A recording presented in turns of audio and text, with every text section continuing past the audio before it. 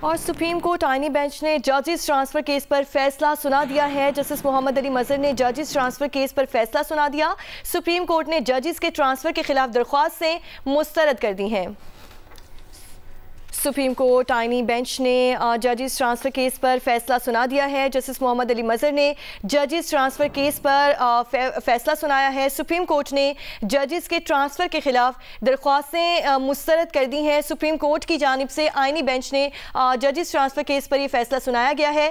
Justice محمد علی مظہر نے ججز transfer case پر یہ فیصلہ سنایا ہے۔ فیصلہ محفوظ کیا گیا تھا اور ابھی اس وقت یہ فیصلہ آ چکا ہے۔ سپریم کورٹ آئینی بینچ نے ججز ٹرانسفر کیس پر فیصلہ سنا دیا ہے۔ جسٹس محمد علی مظہر نے ججز ٹرانسفر کیس پر فیصلہ سنایا ہے۔ سپریم کورٹ نے ججز کے ٹرانسفر کے خلاف درخواستیں مسترد کر دی ہیں۔ تو فیصلہ آ چکا ہے۔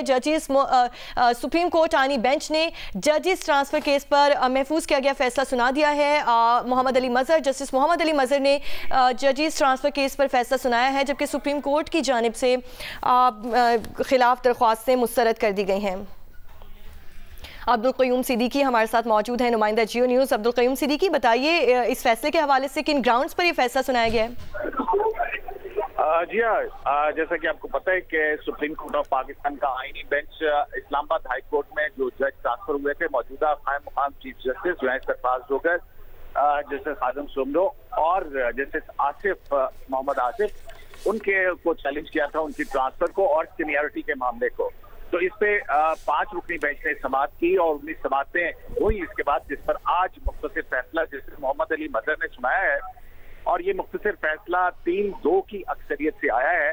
2 جج صاحبان نے جو 3 جج صاحبان سے اختلاف کیا ہے، لیکن جو عدالت نے یہ کہا ہے کہ یہ درخواستیں جو ہیں وہ نپٹائی جاتی ہیں، اور اس حوالے سے عدالت نے ایک گائیڈ لائن دی ہے اکثریتی فیصلے میں، اور اس اکثریتی فیصلے کے اندر یہ کہا گیا ہے کہ آرٹیکل 200 جو ہے وہ ایک انڈیپینڈنٹ آرٹیکل ہے اور صدر کا اختیار ہے کہ وہ اس کو ٹرانسفر کر سکتا ہے، ٹرانسفر کا عمل شروع کر سکتا ہے۔ جبکہ جو اس کا دوسرا پورشن ہے کہ عدلیہ کی آزادی کے حوالے سے جو ٹرانسفر ہونے والے جج ہیں ان کی منظوری، ان کی رضامندی ضروری ہے، جبکہ اس کے بعد چیف جسٹس متعلقہ ہائی کورٹ اور پھر جس ہائی کورٹ میں وہ ٹرانسفر ہوتا ہے اس کے حوالے سے، اور پھر اس کے بعد چیف جسٹس آف پاکستان۔ تو لہٰذا یہ عدلیہ کا ہی معاملہ ہے اور جس کی منظوری سے یہ ٹرانسفر ہوئی۔ تو مختصر بات یہ ہے کہ ٹرانسفر کو جو ہے وہ عدالت نے کہا ہے کہ یہ آئینی طور پر ہے اور ہم اس پہ مداخلت نہیں کریں گے۔ ادب بصورت دیگر آئین آرٹیکل 200 جو ہے اس کو ریڈنڈنٹ ہو جائے گا وہ۔ تو اس پر جو ہے عدالت نے یہ کہا ہے کہ جو صدر کو معاملہ بھجوا دیا ہے سینیورٹی کے حوالے سے، کہ ایک یہ بھی معاملہ تھا کہ جو ٹرانسفر ہونے والے جج ہیں آیا وہ سینئر ہیں یا نہیں ہیں، اور جو موجودہ ہائی کورٹ کے اندر جج تھے انہوں نے سینیورٹی کو چیلنج کیا تھا۔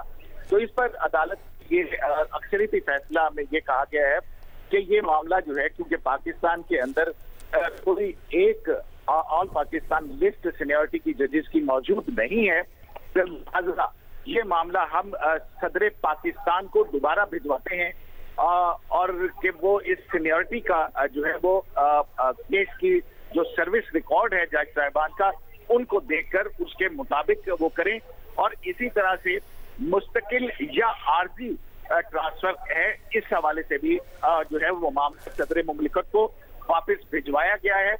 اور سپریم کورٹ آف پاکستان نے اپنے اکثریتی فیصلے کے اندر یہ قرار دیا ہے کہ جو جسٹس سرفراز محمد جوگر اس وقت قائم مقام چیف جسٹس کے عہدے پر کام کر رہے ہیں، جب تک صدر مملکت اس مستقل یا عارضی ٹرانسفر اور سینیورٹی کے حوالے سے فیصلہ نہیں کرتے، وہ بطور قائم مقام چیف جسٹس اسلام آباد ہائی کورٹ کام کرتے رہیں گے۔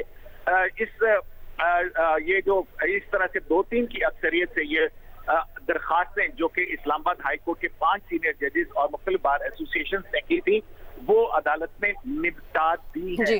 اب جسٹس نعیم اختر افغان ہے وہ اپنا ڈائسنٹ جو اس فیصلے سے ہے وہ انہوں نے پڑھنا شروع کیا ہے۔ جی، سپریم کورٹ آئینی بینچ نے ججز ٹرانسفر کیس کا محفوظ کیا گیا فیصلہ سنا دیا ہے اور عدالت کی جانب سے کہا گیا کہ ٹرانسفر کو کہا ہے کہ یہ آئینی ہے، ہم اس میں مداخلت نہیں کریں گے۔